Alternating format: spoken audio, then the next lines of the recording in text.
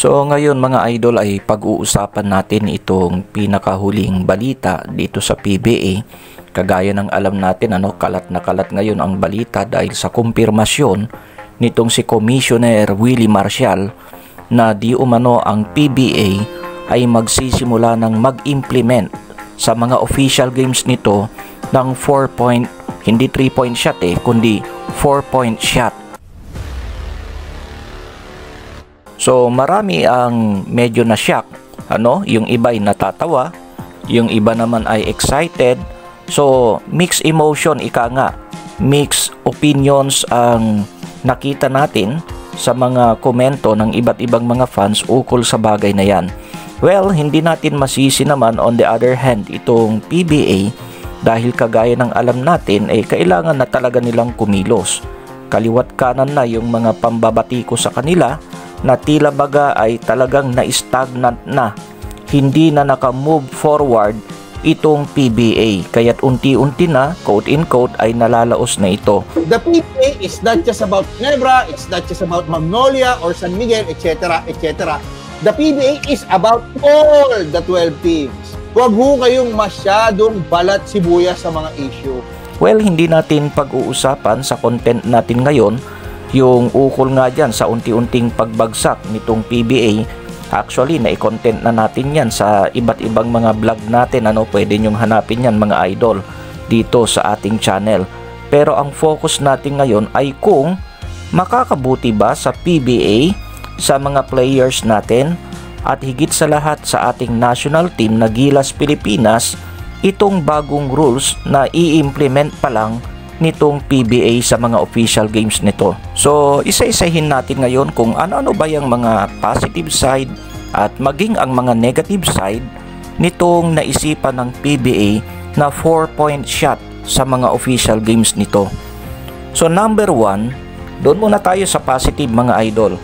So number 1, at the start makakahatak ito ng viewers dahil sa marami ang magiging curious.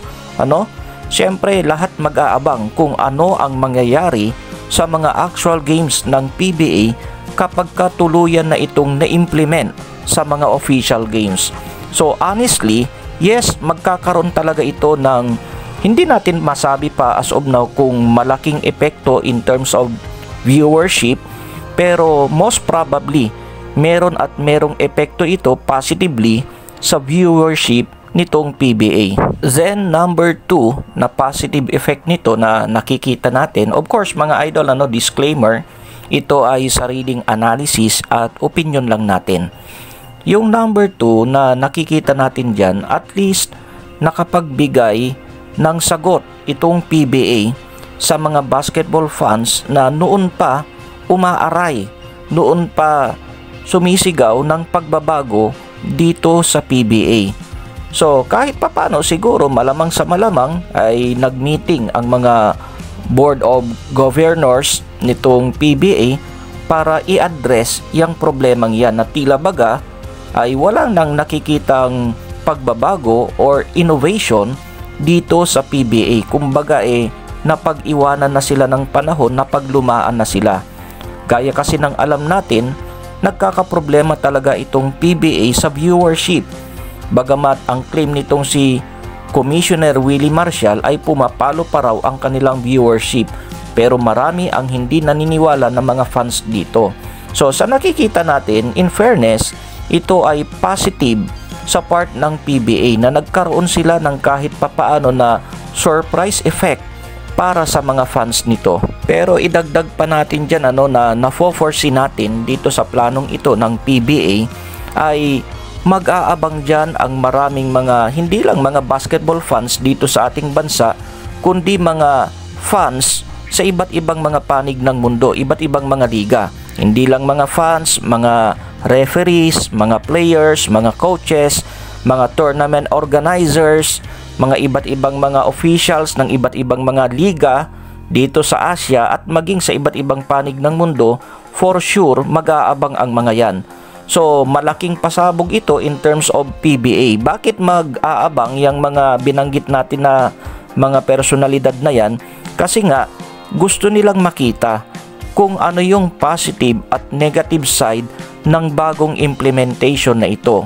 Kasi kung hindi tayo nagkakamali mga idol, tayo pa lang ang mag-i-implement nito sa isang official game. We're not sure about it, pero sa narinig natin ay parang PBA pa lang ang nakaisip nito na payagan na ang 4-point play sa isang official game. Or kung meron mang nakagawa na nito, baka iilan pa lang, bilang mo pa lang sa daliri ang mga liga na gumawa nito. We're not sure kung may gumawa na or wala pa, pero ang sigurado tayo dito ay talagang aabangan yan ng mga maraming basketball aficionados kung ano ang magiging epekto talaga ng bagong rules na yan. And for the last one, na nakikita natin dyan, bagamat alam ko marami din kayo nakikitang mga epekto nito, but on our list for today, yung positive side nito ay makaka-create din ang PBA ng mga tinatawag na long range shooters. As we all know kasi ay kulang tayo sa mga shooters dito sa PBA, na nagiging epekto din nito ay kakulangan ng shooters sa ating national team.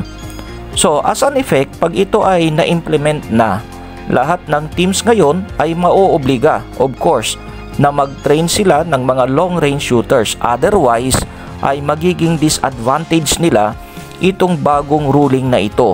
Kaya't ang gagawin dyan ng mga teams, hindi sila papayag na wala silang mga long range shooters sa kanilang team.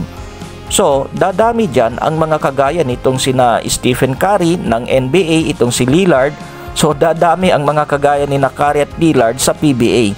At the end, in fairness, ay makakabuti naman yan. At least on that point of view, makakabuti yan sa ating national team dahil mas marami tayong makukuha ng mga long range shooters. So, lipat naman tayo sa negative side ng bagong ruling na ito ng PBA. On our first list, malaki ang epekto nito sa defensive scheme, defensive orientation ng ating mga local players, especially when we talk about zone defense. So hindi ito magiging maganda sa mga local players natin na kasama sa ating national team. Ang mangyayari kasi nito ay mas magiging man-to-man defense oriented ang ating mga local players instead of zone defense. As we all know kasi ay zone defense ang mas madalas na ginagamit sa mga international competitions. Bagamat meron ding gumagamit ng konti na mga national teams ng man-to-man defense. Pero most of the time, sa mga international competitions kagaya ng FIBA, ay zone defense talaga dyan ang madalas nilang ginagamit. Isa na sa mga nagpahayag na hindi sang-ayon dyan sa bagong ruling ng PBA, bagamat hindi naman literal na hindi siya sang-ayon, but reading between the lines, ay hindi ganon kasuportado nitong si Coach Tim Cone ang bagong ruling ng PBA na yan. Gaya kasi ng alam ng lahat, liban sa triangle offense, kung saan nakilala itong si Tim Cone, ay kilala din ito na mahigpit pagdating sa disiplina in terms of defense. Isa yan sa mga malaking improvement ng ating national team na Gilas Pilipinas, kaya unti-unti ay nakakasabay na tayo sa iba't ibang mga international competitions. Ang nakikita ng lahat yung husay ng ating mga players in terms of scoring, husay nitong si Coach Tim Cone sa kanyang mga offensive play, sa kanyang sistema, pero ang hindi napapansin ng iba, very defensive oriented itong si Coach Tim Cone. So ang inaalala dito nitong si Coach Tim Cone ay baka maapektuhan ang defensive scheme or orientation ng ating mga local players, which is at the end pwedeng maapektuhan nito ang defensive orientation naman ng ating national team. Kaya't ang suggestion nitong si Coach Tim Cone, at ito rin ang suggestion ng ilang mga hindi pa sang-ayon, mga fans, mga basketball analysts and observers, sana ay ibinabad muna ng PBA ang ruling na ito sa mga non-official games. Bagamat ginamit na rin ito for how many times sa mga exhibition games, all-star games, pero sana ay nagtatag muna siguro sila ng isang parang pre-season tournament which is non-official, at doon nila muna sana sinubukan, trial and error, itong bagong ruling na ito. Yun ang pinupuntos nitong si Coach Tim Cone. And for our second list sa negative effect ng ruling na ito ng PBA ay baka mas lalong mawala na sa PBA yung appreciation ng mga players doon sa mga post-up plays at mga finger rolls na yan na dating nakikita natin sa panahon ni na Philip Cesar, Ramon Fernandez, Abet Gidaben at iba pa. Actually, yung issue na yan, yung tinatawag natin na parang lost art in terms of basketball game ay malaking debate din hanggang sa oras na ito sa NBA, which is nagre-react itong mga NBA legends dahil sa nakikita nilang mga laro ng mga players daw ngayon. Parang malalambot ang mga players ngayon at nawala na yung mga pisikalan. Ang tinutukoy nila dyan, yung mga laro inside the paint na noon ay isa sa nagpapasaya sa mga basketball games.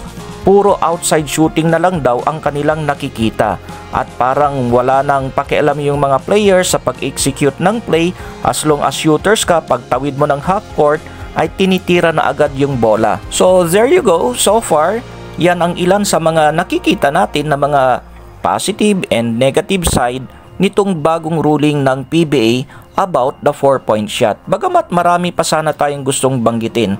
Kayo naman mga idol, dagdagan ninyo ano-ano ang mga positive or negative effect nitong bagong ruling ng PBA. I-comment nyo lang yan sa ibaba. Ingat and God bless.